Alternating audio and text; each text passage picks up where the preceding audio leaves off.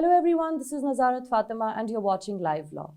The Supreme Court is displeased with the District Judiciary for not complying with the directions laid down in the case Satyendra Kumar Antil versus Central Bureau of Investigation.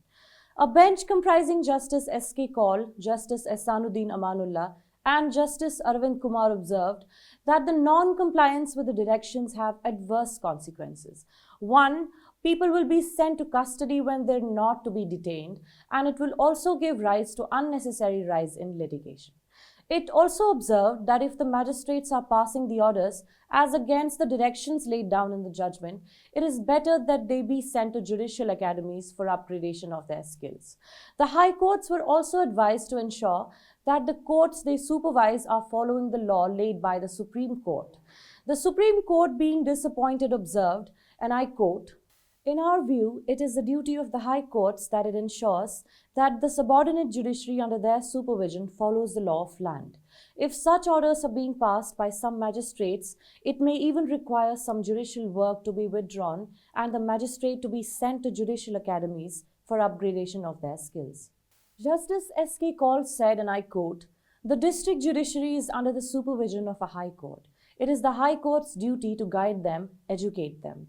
The bench was also informed that there are incidents where the public prosecutors make submissions that are contrary to the law laid down in the Antil case.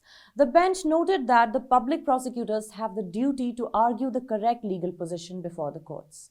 Justice Amanullah said, and I quote, "Are we not required to take strict notice of the agencies who make these submissions against law?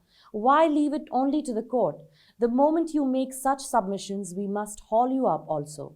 Responding to the statement, Additional Solicitor General Mr. S.V. Raju said that it is the duty of the public prosecutors to bring to the notice of the court the correct position of law, and assured the court that he will ask the CBI to issue directions to the public prosecutors in this respect.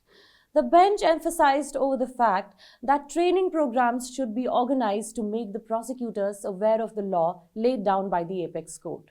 The bench also noticed that most of the cases where the law has not been followed come from the courts in state of Uttar Pradesh, especially Hathras, Ghaziabad and Lucknow.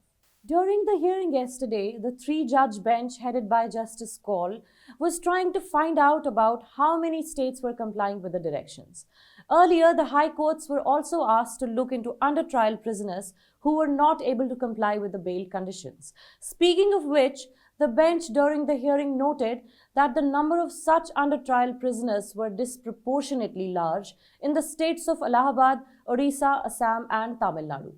Many high courts had filed the compliance reports, and it was found that Delhi High Court, Meghalaya High Court, Uttarakhand High Court and Telangana High Court were in non-compliance with the order to file the report.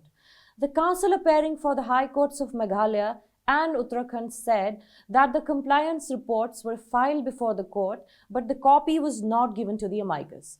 The court said, and I quote, "We can see no reason why the orders of this court cannot be complied with by serving a copy so that the proper assistance is made available to us. Even the counsels don't care to attend. So far as Delhi and Telangana are concerned, counsels are present, but compliance reports are not filed. We shall have to direct the personal presence of the registrar of the four courts before us."